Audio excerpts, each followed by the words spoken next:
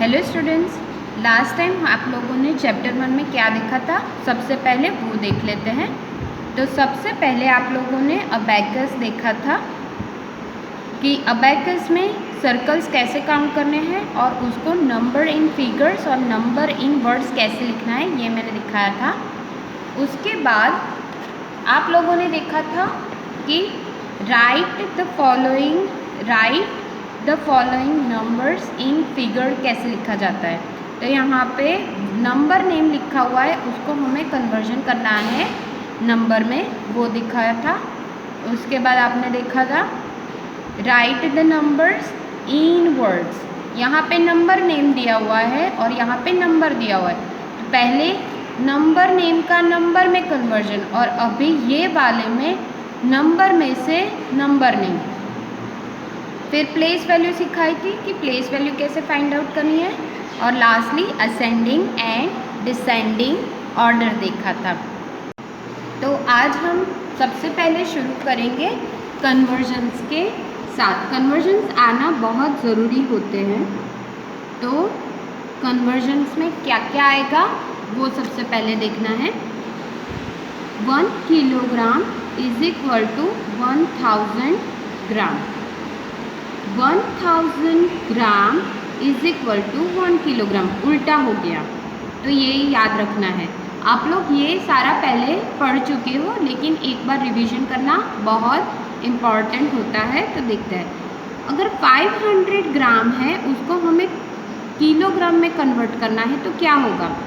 तो 500 gram is equal to 0.5 kilogram. 500 की जगह पे 200 ग्राम्स लूँ तो 0.2 किलोग्राम, क्योंकि ये छोटा है और छोटे में से बड़े नंबर बनाने के लिए हमेशा डिवीजन करना पड़ता है, जो आप लोग पहले सीख चुके होंगे। 1 kilometre is equal to 1000 metre. ये भी बहुत इम्पॉर्टेंट होता है, क्योंकि आगे इसके बारे में स्टोरी सम्स आएंगे। तो पहले कन्वर्जन्स आएंगे, तो बाद में कोई भी नंबर का कन्वर्जन हम लोग इजीली कर सकते हैं। ये क्यों इम्पोर्टेंट होता है, क्योंकि जब कभी भी लास्ट में यूनिट अलग हो, नंबर स्टोरीज में आप लोग को मैं बताऊंगी आगे कि यूनिट यहाँ पे अलग है तो कन्वर्जन करो। तो जब कभी भी यूनिट्स अलग हो, किलोमीटर और मीटर अलग अलग हो, तो दोनों में से एक में कन्वर्जन बहुत इम्पोर्टेंट होता है करना। तो सबसे पहले 1 किलोमीटर को मीटर में कन्वर्ट करो या तो मीटर को किलोमीटर में। तो 1 kilometre is equal to 1000 metre.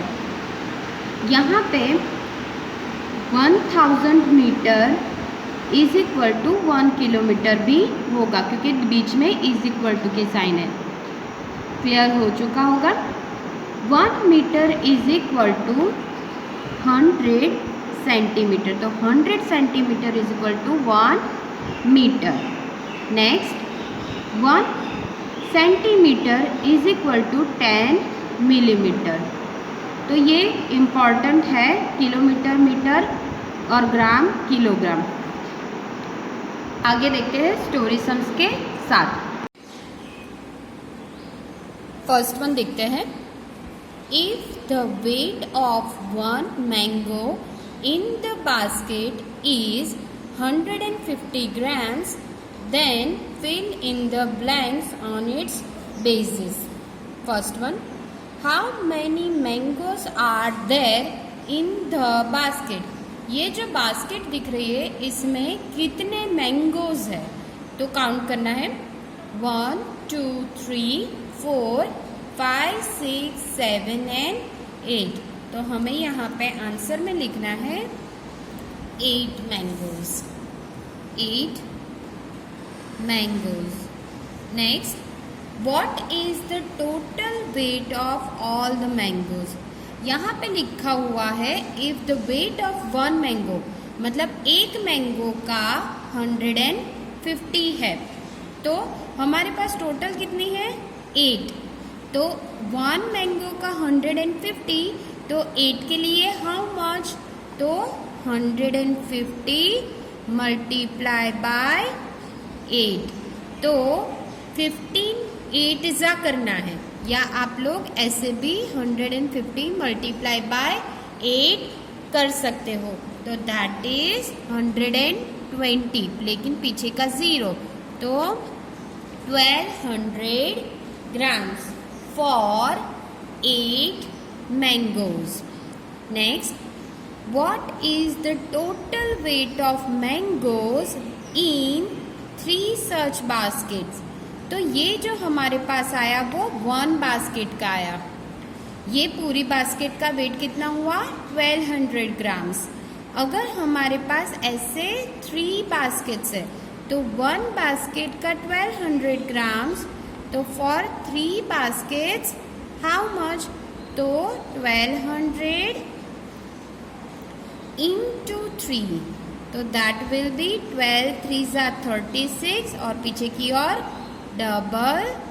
00। तो ये हो गया हमारा फर्स्ट स्टोरी सम। ओके, नेक्स्ट वन देखते हैं।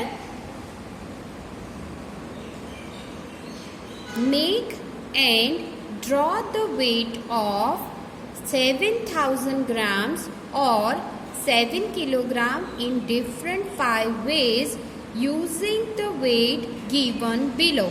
यहाँ पे अलग अलग वेट दिया हुआ है, उसको हमें 5 अलग अलग तरीके से यूज़ करके वो वेट ड्रॉ करना है।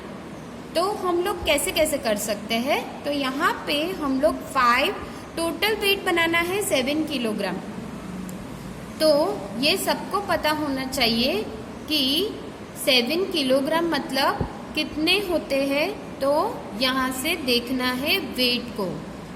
तो 5 किलोग्राम प्लस 2 किलोग्राम, तो हमारे पास फर्स्ट वे है 5 + 2 दैट इज 7 किलोग्राम।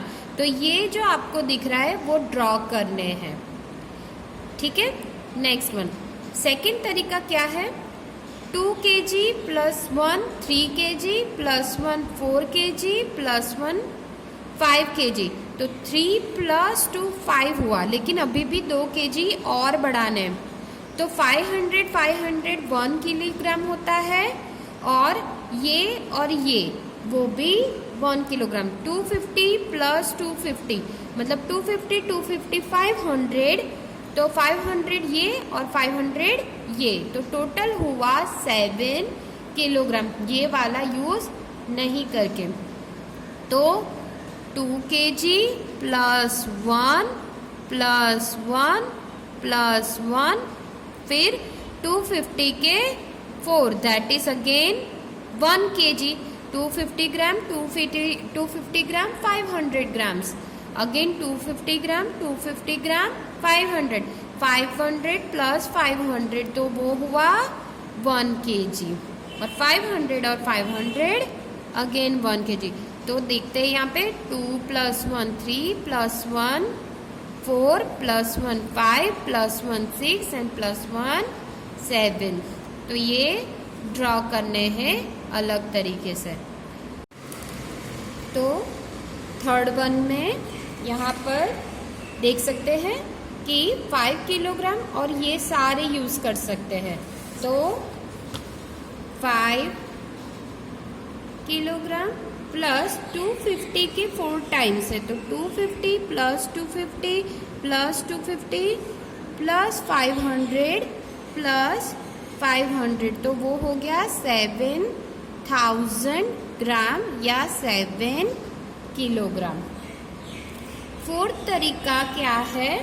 तो हम लोग यहाँ पे देखो, पहले फर्स्ट वन में क्या किया? 5 + 2 ये दोनों लिए, फिर ये और ये सारे लिए, फिर नेक्स्ट वन में हमने ये और ये लिए। अभी 5 किलोग्राम प्लस ये 1 kg लेते हैं, तो 5 + 1 + 1 दैट इज 7 किलोग्राम। लास्टली यहाँ पे ऐसे लिखा हुआ है you can use the weight more than 1 time. तो हम लोग यहाँ पे ये 2 kg और ये 5 kg फिर से ले सकते हैं।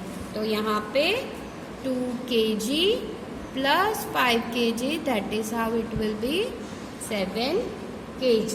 तो ये हो गया अलग अलग तरीके से वेट ड्रॉ करना। तो ये समझ आ गया होगा। आगे बढ़ते हैं, थर्ड वन देखते हैं। 3 kg mangoes are consumed at Dinkar Bhai's home daily in summer. If cost of 1 kg mango is 80 rupees, तो मतलब यहाँ पे ये लिखा हुआ है कि 3 kg मैंगो कंज्यूम का मतलब होता है खा जाते हैं घर पे, दिनकर भाई के घर पे डेली समर में। अगर 1 किलोग्राम मैंगो की ये 80 रुपीज है, then how much money does he spend daily for mangoes. तो डेली कितने मैंगोज, तो यहाँ पे है देन हाउ मच मनी, कितने रुपए वो खर्च करते होंगे। स्पेंड मतलब खर्च करना, डेली एक दिन में कितने खर्च करते होंगे। तो यहाँ पे है daily consumed mangoes at Dinkar भाईस होम। जैसे जैसे पढ़ते जाते हैं वैसे वैसे सॉल्यूशन करते जाना है। तो डेली कंजप्शन है 3 किलोग्राम। तो यहाँ पे कॉस्ट ऑफ 1 मैंगोज 80 रुपीज दिया हुआ है, तो cost of 1 mango is 80 rupees. तो हमें ढूंढना क्या है, डेली कॉस्ट। तो therefore daily cost is equal to 3 into 80, क्योंकि वन डे में 3 kg है, वन डे 3 kg। तो 3 kg के कॉस्ट ढूंढने हैं, 3 kg के हमें कॉस्ट ढूंढने हैं, ठीक है। तो यहाँ पे daily cost is equal to 3 into 80। तो 8 3s are 24 और पीछे का 0, तो ये हमारा आया 240 rupees in a day.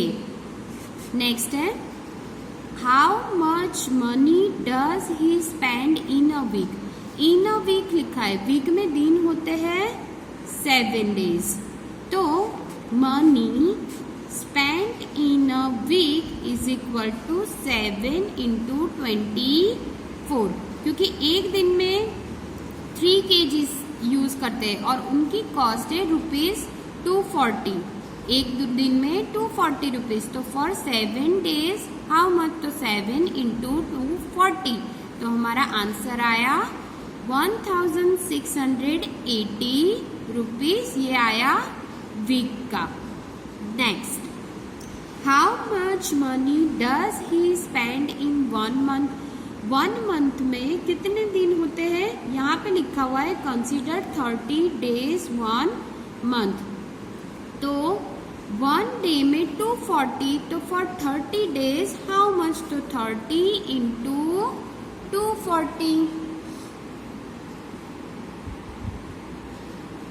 1 day में 240 रुपीज, तो 30 days में कितना, तो 30 into 240, that is how it is ₹7,200 rupees. तो ये याद रखना कि जितने भी क्वेश्चंस दिए हुए वो सारे पढ़ने हैं और फिर उसके आंसर्स लिखने हैं।